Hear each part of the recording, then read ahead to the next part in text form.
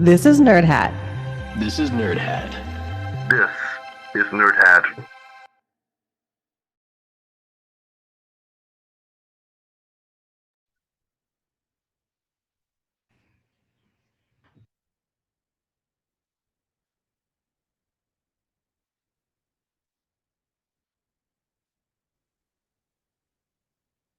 Nerds. Put on your nerd hats. Hey, my babies. Okay. Put on your nerd hats. Rev your engines. No. Pull up your pants. Well, what? Why? It's time to get nerdy. So weird. Oh man. We're back to talk about another movie. And this is going to be February is going to be the month of 1982. That sounds weird, but we're going to cover two animated films that were both released in 1982. The first one we'll cover this week. It is Les Maîtres du Temps, or Time Masters. Sorry, I'm not saying that right. Right. We're going back in time. Are you saying Time Masters? Time Masters. Okay. Yeah. That's, for some reason, they translated it that way, but the French is Les Maîtres du Temps, which I think I'm actually saying that close to right. Oh, probably not. And then we'll finish up February. Our second episode in February will be The Last Unicorn, which was also released in 1980. Nice. So for week 1 of February, we're going international. This is a French sci-fi animated film. And then we're going domestic for the second episode of February for The Last Unicorn, which, if memory serves me, is an American production. So be looking for that to drop next week. And for this week, let's dive into Les Maîtres du Temps. I like saying that. It's fun. Can you say it backwards? Temps du Maître le. There we go. That's right. Time of the Masters, I guess what that would be. But Les Maîtres du Temps is the Masters of Time. So, Richard, do you know why the movie is called The Masters of Time? I did not figure that out. Now, I will preface that with saying that I forgot to finish the film and my rental ran out, so I did not see the last 15 minutes. So you would know whether there's some kind of revelation, but the first hour of the film or so, I was like, why is this called Masters of Time? I have no idea. Okay, at the appropriate time, I will fill you all in on what happens in the end. All right. Well, as per our MO so far, we gotta tell Laura about this film, what it's about, and whether she should watch it or not. I saw the cover. Did you? Art. Yeah. And let's just say I'm not completely turned off to it. However, the subtitle thing, man, I'm a slow reader and I will be pushing pause every couple seconds throughout a movie. But yeah, so I'm kind of open-minded ish. So for you to put that effort in, it would have to be a pretty amazing movie. That's kind of true. Right. Like Crouching Tiger, Hidden Dragon level. I don't. Did you ever see that?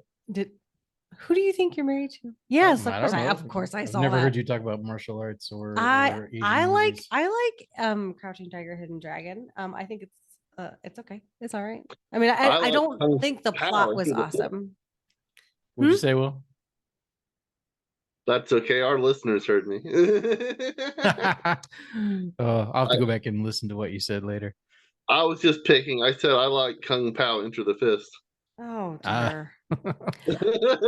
So yeah, I'm not completely close to the idea of seeing this, but it has I'm sorry, prepared to be disappointed. So anyway, here we go.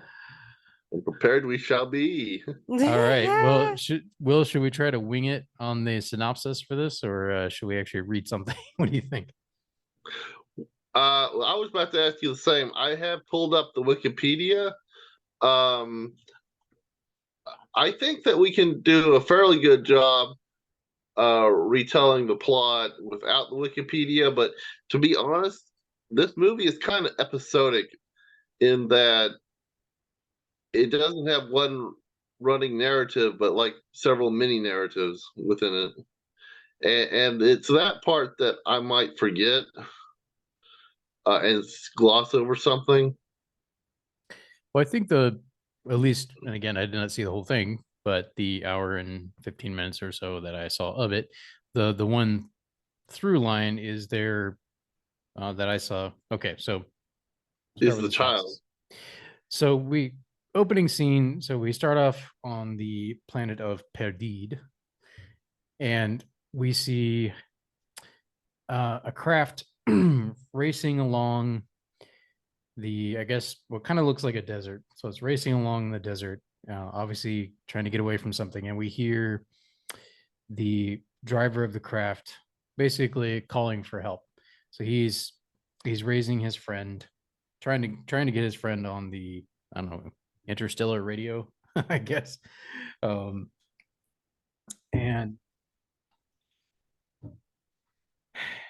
I believe I'm trying to remember His wife died.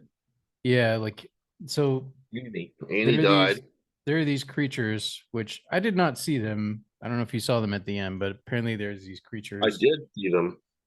That like you see them in a shadow, but you mostly just hear the effect. Like the initial part, it's a little bit reminiscent of Finding Nemo in the sense where like he's there with his family. You don't see the attack, but you see him running from it with his son in this craft. His wife was killed in the attack. These creatures that live on the planet of Perdide, and he's trying to flee from them. And then in the attempts to flee, like he crashes and you get the impression like is mortally wounded. I think at least that's the impression I got. Will, I don't know if you felt the same, but he's wounded or trapped enough that he can't get out of the craft, but he knows the creatures might be coming. So he has his son jump out of the craft and tells him to flee into this forest where he knows that he'll be safe if he stays in the forest. Which he does not do, so his dad starts shooting at him with a gun, if you'd missed that part. What? Oh, yeah. He just stays there for a minute, so his dad, is he trying to scare him? Yeah, he scares him a bit to get him to go to the forest. He's like, go now. Is that clear? I think so, yeah. That seemed clear to me, that was his intent. I don't know about you, Will. What's not clear is whether or not Daddy shoots himself, committing suicide after that happens, because I kind of feel like he does. I don't know, like all you see, like as the boy is walking towards the forest, you just see in the distance an explosion. So his craft explodes. We don't know for sure why. Like it doesn't. It just shows it exploding in the distance. But it seemed obvious his intent was not. He wanted to get his boy to safety as quickly as possible. Yeah. Whether I'm assuming he felt he was mortally wounded and couldn't make it with his son. Either way, he's definitely dead. After the explosion, right? Right. But he manages to get the call out to his friend, who, and I think his friend's name was Jafar, if memory serves me. Yes. Oh, that's correct.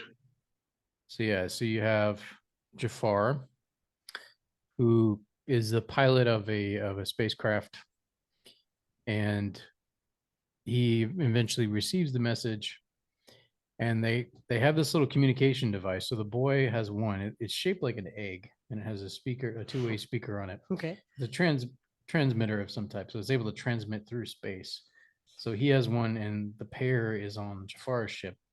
So he says, "Hey, Jafar, please talk to my son. I told him to do whatever." He gave it a name. He called it Mike, like the Mike. He's like, "Do whatever the Mike tells you to do."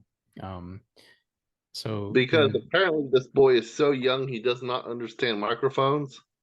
Apparently not. So, he seemed like it was at least 4 or 5. So you'd think he would have understood enough to know that there's a person on the other side, but apparently not. Yeah. Or at least his father assumed he would not understand. But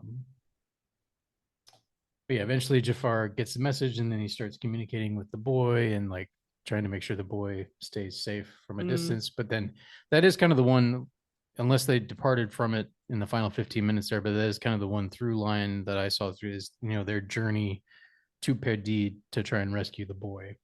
So they're trying to get to Perdide, but along the way they have some detours, I guess, for lack of a better term, where that's where you have some Yeah. of the little vignettes or the kind of almost like a little side episode. Yeah.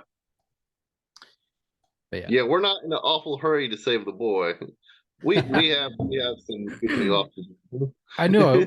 Well, I got the impression, and correct, you can tell me what you thought, Will, but I got the impression that something to do with like time. There was some timing. I don't know if it was like they needed to do a slingshot effect or something to do with a comet maybe interfering with space travel. That they had to time it just right was the impression I got. So it was part of the reason why they maybe didn't seem to rush there. It was like they had to time it just right so that there was a certain Right. pace. Well, they did get into the orbit of this comet, and around the end of the film, they had to get out of the orbit of the comet. And I don't know if you got that far or not, so you might be right. Yeah, they talked about that. They talked about the comet early on, but I didn't actually see them get to it. But yeah, they definitely talked about it.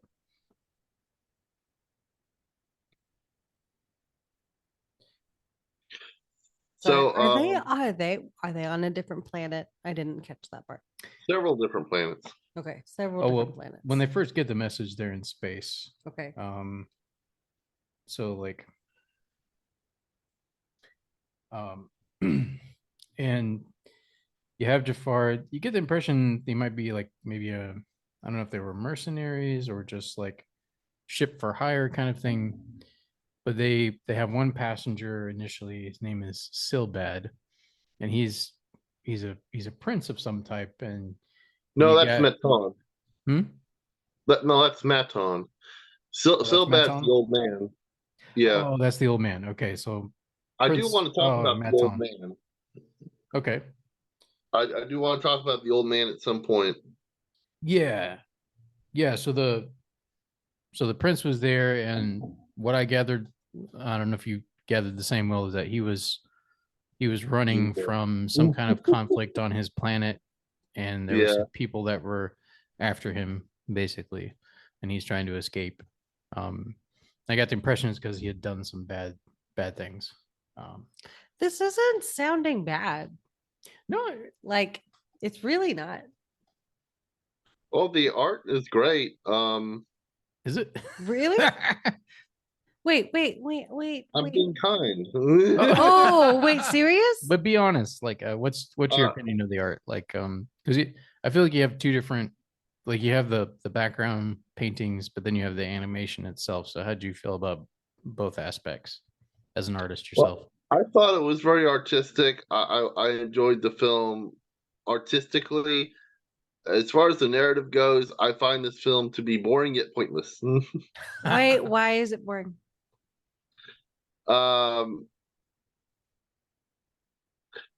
That's what.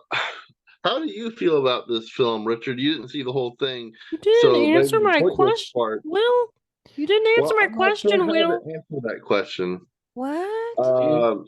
Do you think that it's boring because it wasn't very action packed? You think it's boring because of the plot structure or because of the pacing? A little bit of both. A little bit of both. The pacing was definitely slow. I think it's the pacing more than anything.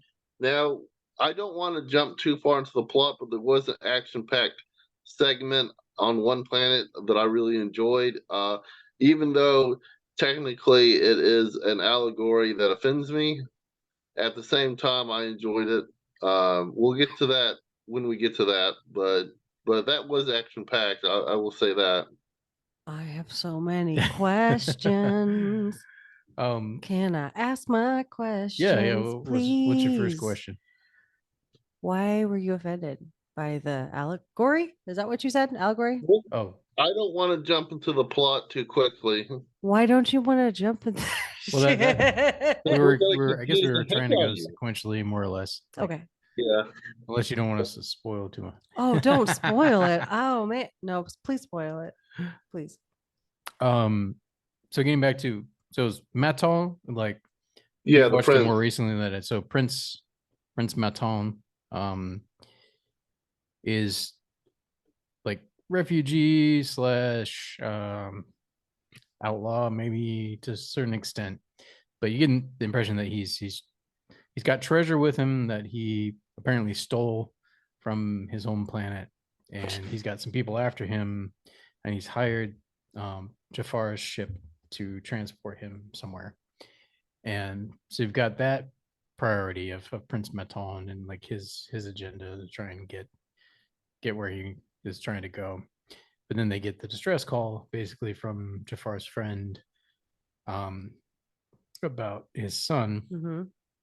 I don't know if they say his son's name. Claude's son? Is that what we're talking about? Is it Claude? That's Peel. PL? So the son, that's PL. right. The son is PL. So yeah, PL, the little boy stranded on Perdide. Yes. Desert planet where giant killer hornets live. Which did they call them hornets? I didn't get to that part. Well, when you actually see them, they don't look like hornets, but we'll get to that at the end. Yeah, okay. Okay, so his father is Cloud. Yeah, so I had forgotten that. So yeah, and this film is actually based on a French novel called the Orphan of the Orphan of Perdide. So which is PL, obviously is PL is the orphan. I feel like that's a better title. They should have went with that for the animation. Yeah, the Orphan of Perdide. Yeah, that would have made more sense. I didn't see any mastery of time, at least in the part that I watched. Right. I mean, the Masters of Time actually is a better name. The problem is that there's no foreshadowing of the Time Masters. That they do appear in the film, and I'll explain that when we get there. But there's just no foreshadowing for them. Now. I want to know now. I want to know now. I want to know. All right, should we jump to the meat? Please jump. Wow. Okay. Okay. I don't want to give away the ending. How about but we the jump? Time Masters is a race of aliens that uses time control to make planets ready for colonization. Ooh. Okay. Wait, why are you saying okay, Richard? I didn't you know didn't know that. that? Okay. I Okay. didn't see the end of the film. That's because there's absolutely no foreshadowing to it at all. Yeah, there's no clue at all as to what a time master might be. Oh, like the first hour and 15 of that's the misleading. Film. There's like nothing indicating why the movie's called that. Nothing about time or time travel or manipulation. Yeah, they should have talked about anything like that. Oh, okay. Yeah. Well, maybe before we get to the end, maybe we can talk about the travel down the planet, like when Maton tries to escape. Yeah. And he lands on this planet and then gets abducted. Like Jafar chases him, and they both get abducted by these very interesting angelic creatures. They're I don't know if there's probably a picture here to show, but yeah, do you want to jump in and talk about that since you found it both intriguing and what was the word you used? Repulsive? Offensive. Well, what I love the artistic design of these angelic aliens. I actually think I'm going to lift that and use it. But oh, they have butts. Yeah, you see their butts. No genitals. They're androgynous. But they're masculine. But you don't see any penises. But yeah, definitely everything else, and they're faceless. It's just a white. I like it. Like they're wearing a white mask. Yeah. Wait, are you serious? It makes it creepier. Are you serious, Will? I like the design. Oh, okay. But what these angels are is whenever somebody crashes on the planet, this this pure thought trapped in a lava lamp. It did look like a giant lava lamp. Controls these angelic beings to go out and capture visitors to the planet and then turn them into more angels for the purpose of making them happier and united in brotherhood Mhm. and no more war, just peace, etc., so forth. Love. So Love. Okay. the opposite of this would be pure thoughts of hatred and whatnot, which is what they use to battle the pure thought in the lava lamp. I find it to be a allegory of Christianity, or of God and the angels. Hmm. At least that's my theory. So Maton sacrifices himself by being thrown into the pure thought, but he clings on to his thoughts of hatred and rage and just evil thoughts, and this causes the being a pure thought to be contaminated and destroyed or something like that. Now, how do you feel about this, Richard? What are your thoughts? Um, I didn't catch the pure thought part, like, because at the end you see that he's being held by tentacles, so there is an actual physical being there, That but is true.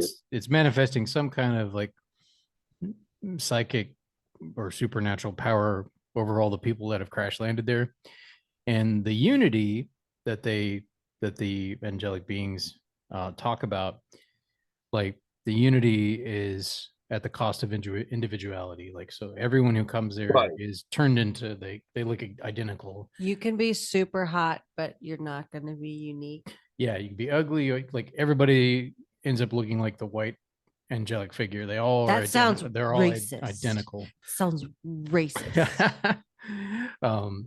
So you have some humans or like human, and then you have other like insectoid species, like all that. But once they get freed, like then, so some kind of, I don't know if they were transformed into these beings, but then when the power of and it might have been some kind of psychic projection, but when the creature gets damaged or injured by Maton jumping into the lava lamp stream or whatever it was, the stream of pure thought or whatever, once he disrupts that, Pure everyone's thought. appearance goes back to their original. They go back to their original appearance. So you see, like, they got old fat men and like insectoid creatures with weird mandibles and like Tattoos, all kinds of smoking. different, yeah, all kinds of different people, but their individualism had been erased. So I thought it was some kind of commentary on that, of like, I don't know if it was like a 1984 type of thing. It was like, an authoritarian state, you try to erase individualism, everyone must conform for the sake of quote unquote unity. Oh, communism. Yeah, like extreme communism like almost. That's kind of more how I took it. I didn't, other than the angelic appearance, I didn't see any nods toward Christianity myself, but that was me. Okay. Well, I guess I just thought it was because angelic beings and the mostly immaterial lava lamp god creature, but that was just my thinking, I guess. I mean, Maybe I'm more inclined to that. It's possible there was, I mean, obviously France is, had plenty of Christian influence over the centuries, so it wouldn't surprise me if there was something in there. I mean, even if it's just the angelic appearance, like, but it seemed maybe more generally a commentary on conformity and like, which that could have religious implications. Obviously, like you got to all conform to the doctrine, all be the same kind of thing. Yeah. That's what I thought it was. So could be, and maybe it's flexible in that. But us not being French and from the early, being adults in the early 1980s, we probably wouldn't understand. Of course, the book was written, I think, in the 50s. Right. So it was probably a commentary on something specific to that time as well. So 1958 science fiction novel Les Orphelins de Perdide by Stefan Wool. Now we do see space Nazis. Did you see the space Nazis before you stopped watching? I think That they sounds I think they fun. had just been introduced, possibly, and Okay. then I paused it. I forget why, and I forgot to go back and finish it. So space Nazis, huh? Oh yeah. I know what you're talking about. Yes, I did see Yeah. that portion. So what would come up if I Googled space Nazis? Wait, I want to Darth do it, babe. Vader Don't do it something. for me. Babe, don't No, do it. I'm not. Okay. I was looking through the The IMDb to see if there Empire. was a picture of them. Space Nazis. Don't you know that's what Star Wars is all about? The space Nazis. Oh, that makes sense. Space Nazi. Oh yeah, that's true. They are. Oh. Yeah, that's the first thing that came up. Is it really? The Star Wars thing, yeah. Oh yeah, definitely. So I Hail Vader. am what? Hail Vader. I am having a hard time staying with this plot. I did too. Oh, okay. Because I'm like, am I just all right? Okay. We didn't even tell you about the little baby aliens that can read your thoughts. Oh, yeah. And please evil do. Oh, they're cute. Oh, they Why are are they cute. pink and I love them. yellow? I don't know. Eula and Jad's are names.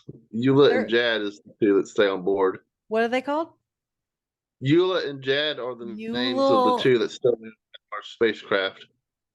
They're really cute. Yeah, What? Eula. Why So don't they have Eula and Jed. faces? I don't know, but I love them. So they're You born. wait. You love them, Will? Why? They're really, yeah. They actually were probably the most pleasant characters Yeah. in the Aw. movie, like, because they're always talking to each other. They're pretty much just talking to each other, Mm. and then they're talking about how they can hear. They particularly get overwhelmed by like evil or hateful thoughts, like oppressive thoughts, like they're hearing the Me thoughts too, of, little guys. Me too. but they're telepathic, so they're like Uh-huh. feeling the thoughts. So they can see, like, they're not a big fan of Maton. He's got, what do they call it, like dirty thoughts, or not dirty thoughts, Yeah. where they use just basically like, it's like, it's icky, we don't like it, we don't like his thoughts. So like they get a headache at one point from, Oh. like, after Yeah. they rescue all the men who were angels and then were released from their imprisonment or whatever. Yeah. And then they had a big party. Oh, I know what it was. They got released, and they're there on Jafar's ship, and they have this big party, and so everyone has hangovers. So like one of the little, either Eula or Jed, don't know which, but like was like, I'm feeling the hangovers of 82 men or something. Yeah. Yeah. And if you're wondering what happened to those men, they took over the Nazi spaceship, so they had a new place to live. Yeah, so the space Nazis were chasing Maton, and they wanted his treasure, the treasure that he stole, more than they wanted him. They were probably Yeah. gonna kill him, probably. But he's already dead by the time they catch up with Jafar's ship. So sorry. Where's the boy? He Oh, pretty much stays in the forest the whole time, doesn't he? The yeah, whole he time? stayed with us the whole time. Well, The that whole time. is misleading. I thought this story was about him. No, it's not. Kidding. Well, I mean, Not it him at does. all. We spend a lot of time with him, so that's the picture of the forest from the outside. Oh, looks like a No, large intestine. he's the Oh, he's the, nice. what's the word I'm looking for? He's the motivation for There's this Maton. crew of people to travel together, and that's about it. You'll have to repeat that. Hold on. What? The boy is the motivation for Jafar and Silbad and these other characters to get together and to travel together and have these adventures. But he's not really the main focus. He's just a carrot on a string, the boy. Okay. That's okay. As a matter of fact, do you want me to spoil the ending? No, don't do it, Will. No. Go ahead. Well, what do you think, Richard? Should I spoil the ending for you? That's fine. I'll probably never rent this again. So go ahead. I want to know what happens. They never rescue the boy. They Oh, never really? get to the planet. Oh my It goodness. doesn't happen. Does he just Oh die? Gosh. He gets attacked by the hornets, and his hair gets pulled out, and he starts bleeding from his scalp. Oh, fun. This isn't good. This is bad. But there's a Horrible. twist ending. There's a twist ending that I'm not going to spoil, though. Oh. Yeah. Darn. You little stinker. Let's go back and talk about Silbad, the old man. Oh yeah, the old man. Yeah, he's fun. I like him. Yeah, I like him I too. like his character. Richard, why don't you explain to Laura Silbad? So Silbad is a friend of Jafar's, who it almost seemed like he had a planet to himself almost. Like it's like he was the only human living on this planet. He lives on this island on a planet where these little telepathic creatures are born. I forget how often he said, but it was like maybe every few years or something like that. So Yeah, very rare. they're born out of these like floating space flowers. Oh. Those little flower buds, and they come down and they like land on a lake. You had like, me at kinda like a space little flower. Floating space flowers, like they float down and they land on a lake, kind of like a lily pad flower or something. And then out of the flowers, actually it might have just been flower singular, like a bunch of these things come out, and then the last two are stuck in there, and the flower's about to close back up, and Silbad comes and rescues them, and those are the two that decide to stay with the main characters for the rest of the film, and they end up helping them. Yeah. But Silbad, I wasn't sure if he used to like work with Jafar or just that they did business together. They're friends, obviously, but he's living there on his own, in this like castle on an island, basically. Yeah. Like by himself. So he's pretty wealthy. You get the impression, but he's retired to this planet. And but for some reason, Jafar comes to him and asks for his help, and I didn't exactly grasp why he needed his help. He used to live on Perdid. Okay, so he knows. So that's right. So he knows has Perdid. information to help Peel stay alive. He knows the fauna and whatnot of Perdid, so he can help give Peel information to keep him safe. I think it's PL, isn't it? PL. Peel, yeah, you're right. Also, little orange peel. Richard, what is underneath Silbad's hat? Oh yeah, so he has like a metal plate on his head because apparently the hornets like to attack your head and then eat your brains. But like, I guess they didn't. He got away before they could get his brains, but they did get it part of his scalp. Yeah, so he has this, and I'm assuming part of his bone as well, because he's got a metal plate up there. He's like, dunk, dunk. Oh, like, that's exciting. This is what I got when I lived on Perdid. That's why I don't live there anymore, or something like that. Yeah, pretty much. Wow. So, are we ready to jump to the Time Masters? Let's see. Yeah, I think we covered pretty much everything else so far plot wise. So yeah, that sounds good. So the last 15 minutes or so of the film, if you want to cover that.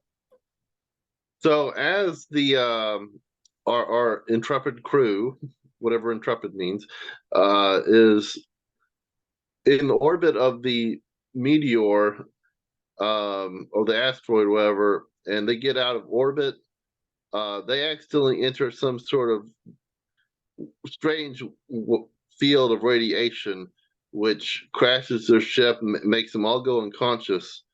When they wake up, they're in a floating gigantic space station, and they're in the hospital area of the space station. Silbad is dying. Mm. The it was too much for him. He's passing away. They notice that the planet Perdid has disappeared, and they talk about it. It hasn't completely disappeared. It's changed. The Time Masters, what happened is the radiation field they entered that crashed their ship was the Time Masters. They sent the planet Perdid 60 years back into the past. Huh. uh, in order to um, get it ready for colonization. So it's like they an do instant colonization. terraforming as well. I guess it's not really explained too much. The important part is that they sent the planet 60 years back into the time, and this doesn't affect anyone living on the planet. The people living on the planet would not have known that they were sent back in time. Right. It would have been just another, day. Um, so meanwhile, on the planet, now 60 years into the past, another spaceship suddenly crashes into the planet. Um, and he's complaining to his computer, where did this planet come from? It just jumped out in front of us. That's because the planet just time warped into the past. Um, I have questions, by the way, that I don't understand. Like, wouldn't there be two planets at this point in the same gravitational rotation around their sun? Yeah, because obviously don't know. it didn't come in and just pop into existence 60 years prior, right? It Yeah. would have been there a long time. So, anyway, this spaceship ends up saving PL from the Hornets. Now we skip 60 years into the future, and we're at Silbad's room in the hospital. The Silbad starts saying, "Mike, Mike, Mike," and then our two mind readers, Jad and what was her name, Eula. Eula. They tell the rest of the crew to be quiet because now that Silbad has been jarred and is at the end of his life, it is now time for the secrets of his past to be revealed. He is PL. He Ah, grew up The old guy? in the years. Yes, PL was with them the entire time. He just forgot. He had memory loss ah, because of the Hornet attack. okay, okay. So he dies. Um, From the radiation exposure, I guess, or yeah, and so they go and have an outer space funeral like Spock in the Star Trek movies, and they jettison his coffin out into space. Wait, like that And- guy in Guardians of the Galaxy. oh yeah, Yes. the blue man. The blue man. Yes. Can't think of the character's name right now, but yeah. So But, was it fondue? Something like that though. Yondo. Yeah, Yondo. okay. So close. Yondu. Me. Yondo. I was so close. Yondo. Yandu. So that Yandu. was the twist ending. Yandu. I like that. I like that a lot. That's a really cool ending, actually. The twisting. I like the twist. Because, yeah, I didn't pick up on it. It didn't. But now looking back, it's like, oh. Yeah, there was some foreshadowing to that, but not the Time Masters. No. Oh, yeah, they just pop in. Yeah, they just popped in out of nowhere. Surprise. I'm assuming there was more in the novel itself, probably more build up. Yeah. But yeah, but maybe for I the sake of time, or maybe there's some stuff on the cutting room floor, so to speak, that would have connected it in. I don't know. It can be hard sometimes to adapt a book. You know, that can be really, especially the longer the book, I feel the tougher it is to condense it. So I don't know. Have you read The Hobbit? Yeah, you know, they did the opposite. You seen that movie? Battle of the Five Armies. Mhm. That was definitely a New Line Cinema cash grab. Like, I don't remember this from the book.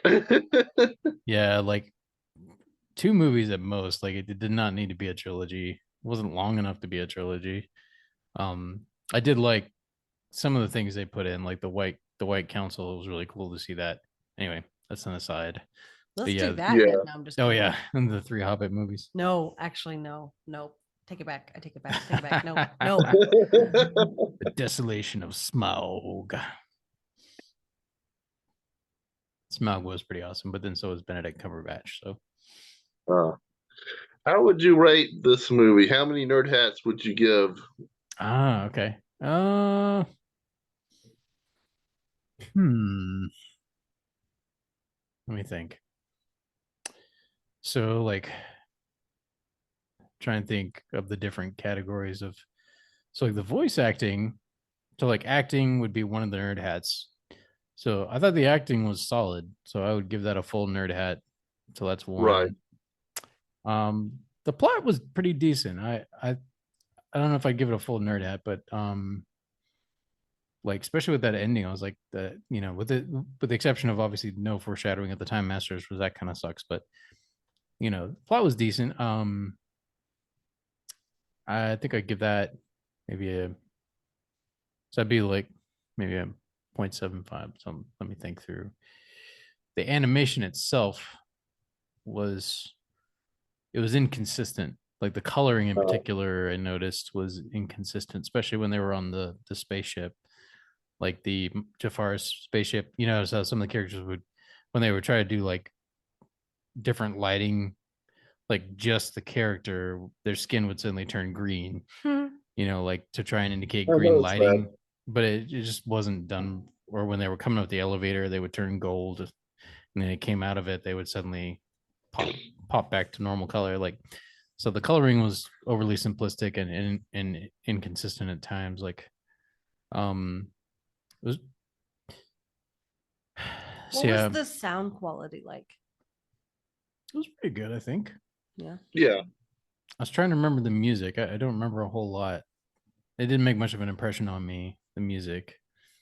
I don't know if that's a good or a bad thing. Yeah, I think I'd give it at least 3. It's I would say above average. It has some ambition as a sci-fi animated film, which there's not a lot of those out there, honestly. Um, um, so I would give it at least 3. Yeah, I think I'm like for different reasons. I'm gonna give 3.25. So I'm gonna put it up there with Aquaman, but for different reasons. Like Okay. like the dialogue was actually better than Aquaman's dialogue. Yes, And this is the true. acting, I would actually argue the acting was probably better, like the actual voice acting, than Aquaman as well. The visual effects, Aquaman would definitely. I mean, it's different time periods. Obviously, I'm just thinking of things we covered this season. But yeah, I'd say 3.25. Yeah, like above average, but not great. Definitely not a great film, but yeah, I enjoyed it enough. Cool. But Yeah, not enough to run it twice. not enough to pay $4 twice. I don't think. Now, had you not tell me how it ended, I might have been tempted just to find out, since you teased me with the twist ending.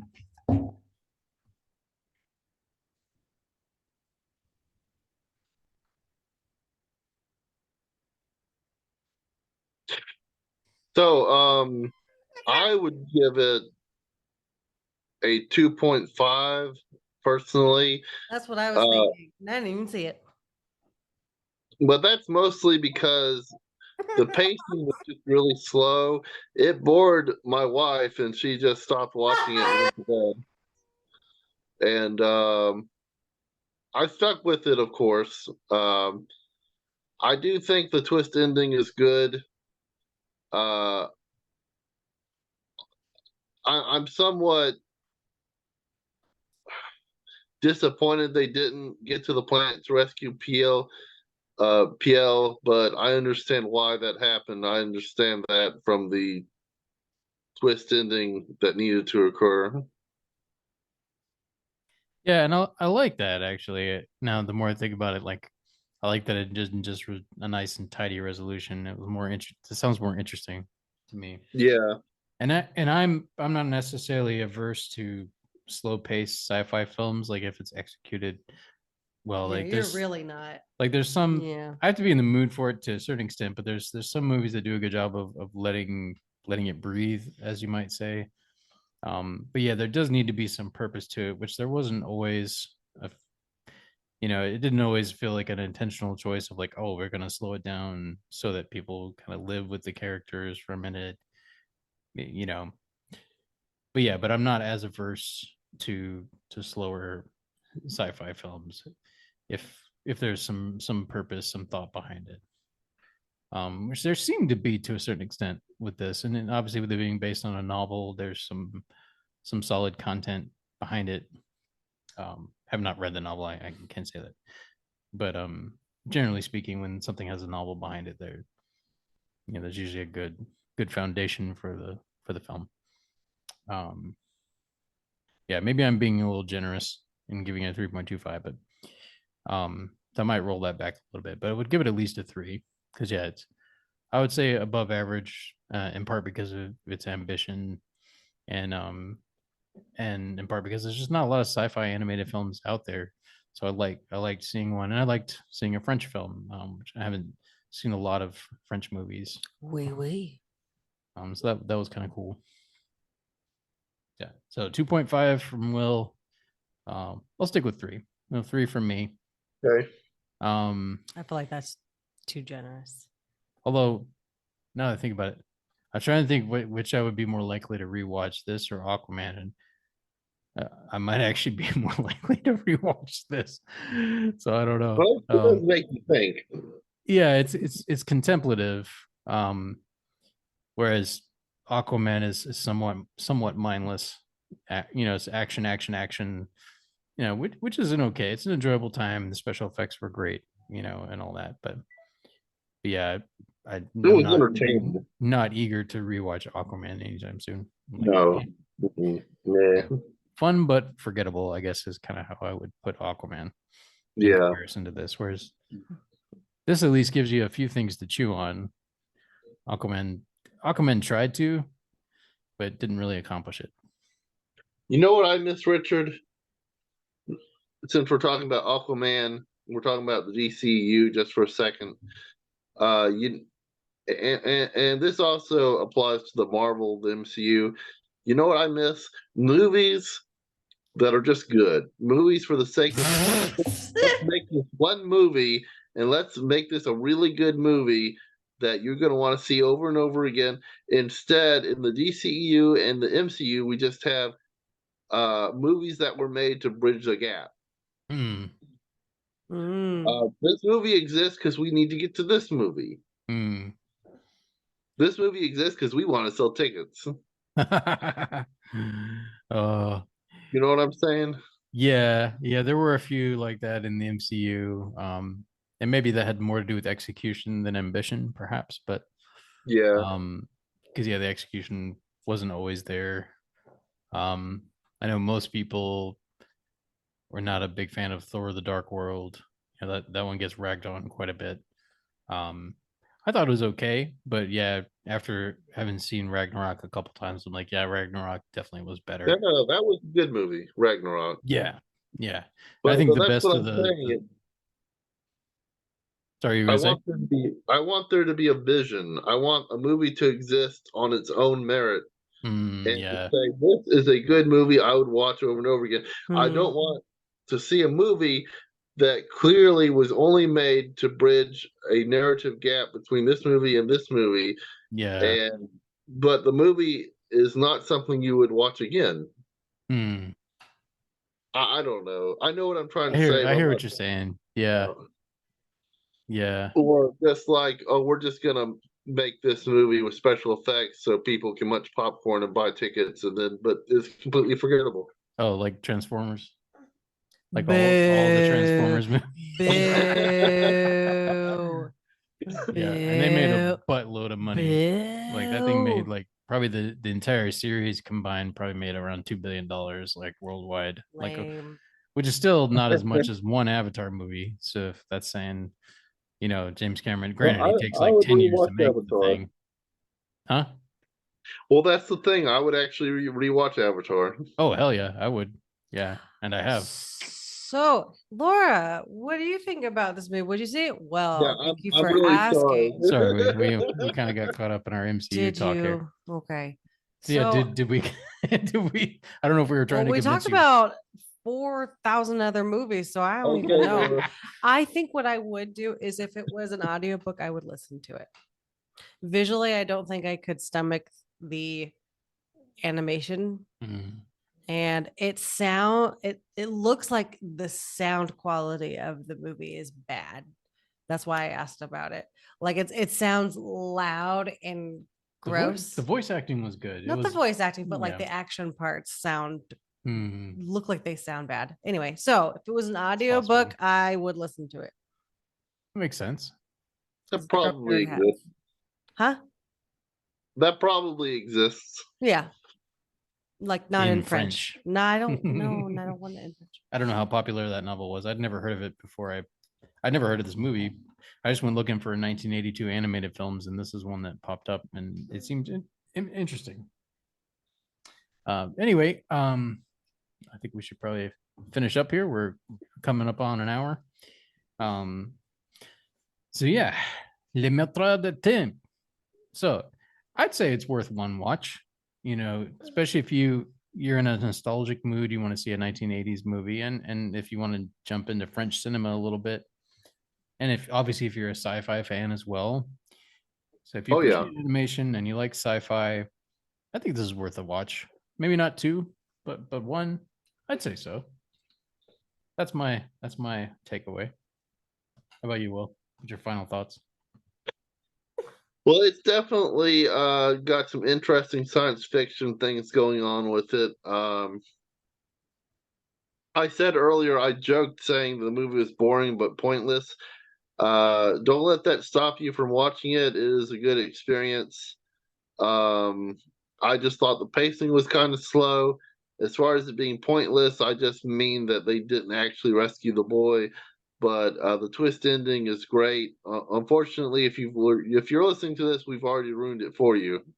Yeah, sorry about that. Spoilers. It's been out for 41 years. Yes, Although again, I'd never heard of it, but which you'd only have heard of it if you were French, I guess. possibly. Yeah, I don't know. But yeah, it's not a bad film. It's better than Aquaman 2, which isn't saying much. Yeah, I just think gonna you say laughed that. Although back you rated it lower than you rated Aquaman 2. Well, I enjoyed Aquaman 2 better because it kept me entertained. Yeah. The action, Uh, special effects, and yeah. but this movie makes me think, but is a little slow in the pacing. Would I watch this movie again? Maybe. Maybe. Would I pay another $4 to watch it again? No. I'd watch it again if it were free. There you go. If it pops up on Most, free V or 2V at some point. yeah. Yeah, but if you haven't seen the movie, it's only $4. That's not a lot. It's cheaper than Starbucks. Go watch the film. Yeah, we rented it on Amazon Prime Video. I don't know if it's available anywhere else, but it was on Amazon Prime in HD. So As a matter of fact, if an English version of the novel exists, I would read the novel. Oh. probably does. Although well, I don't know. I mean, am I going to read the novel? No, because I'm extremely busy. But I'm just saying I would. Yeah, If I had would, if I had the opportunity. Hypothetically. Yeah, hypothetically, I would, and that's the impression this film has had on me. Yeah, I would say that too. Like, it intrigued me enough that yeah, and I need to read more sci-fi, to be honest. So I wouldn't mind diving into that. One question would be how well it translates to modern American. Like, is it, yeah, like, or is it, because some sci-fi, you know what I mean, is like very specific to its time period. True. But this seemed universal enough. I feel like it would grab me. Anyway, I think that's all for this episode. So in 2 weeks' time, so that'll be February 21st will be our next episode. We'll drop, and that will be on the 1982 film The Last Unicorn, also animated. And I am actually looking forward to that. I've heard good things about this film. Me too. I'm looking forward to seeing it for the first time, actually, and reviewing it. So, I look forward to it. All right. Special thanks to Laura, who was not feeling great, but stuck it out and joined us tonight anyway. So thank you. You're welcome. I'm trying. All right, nerds. Until next time, Sayonara. live long and prosper. Do you like paper? What?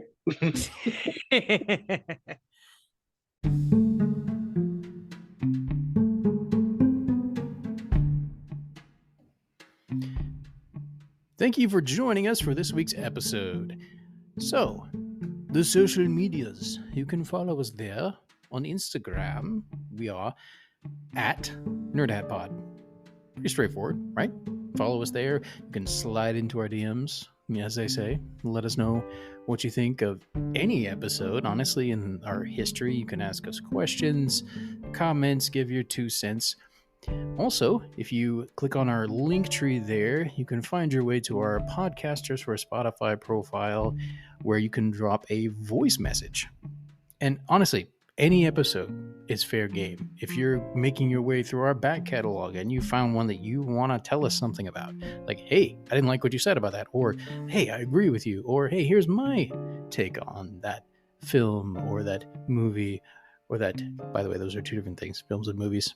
We'll talk about that later. Anyway, films, movies, TV shows, comic books, you name it. Anywhere in the history of our podcast, if you want to say something about an episode, drop us a voice message and we will include it in next week's episode. Unless you're just extremely vulgar or hateful, which you're our fan, so we don't expect you to be that. But otherwise, we'll include it. We will. We really will. So, drop us one there. We are on Facebook. This is my fault. I have yet to change over the name. We are still the Irreverent Nerds. Apologies. We will eventually be Nerd Hat on Facebook as well, but you can still follow us there under that moniker. We have a new name on YouTube, Nerd Hat Entertainment. All the old videos are still there. You have the uploads from Instagram Reels. We also have old video episodes that we recorded. They're there to watch on YouTube. A number of them are also available on Spotify, because Spotify does allow video episode uploads, which is pretty cool. But if you prefer to watch them on YouTube, you can find them there as well. So, nerds, connect with us between now and our next episode, which, as we said, we will be talking about The Last Unicorn. That's dropping on February 21st. So don't miss it. Until next time, live long and prosper.